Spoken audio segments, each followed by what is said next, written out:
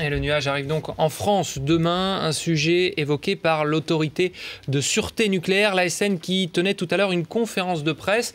Thomas Misraki, vous êtes sur place pour BFM TV. Doit-on s'inquiéter de ce nuage ? La réponse est simple, Maxime Cogny. Non, on ne doit pas s'inquiéter de ce nuage pour plusieurs raisons. D'une part, parce que on refuse même ici de parler de nuages. On parle de masse d'air comprenant des particules radioactives. Ces particules n'ont pas été détectées au-dessus des États-Unis. Elles ne le seront pas non plus par les 170 balises d'alerte présentes sur le territoire français.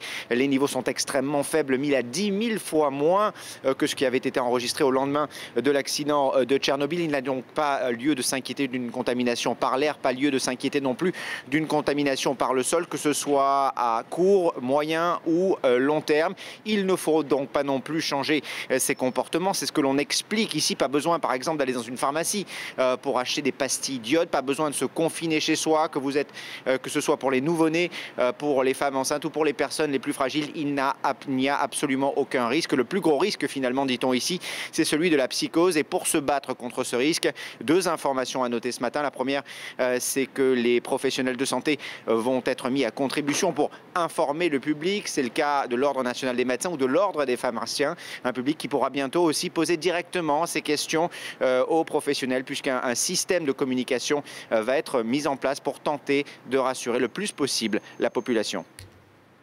Merci Thomas Misraki, vous étiez avec Xavier de Bayancourt. Voilà,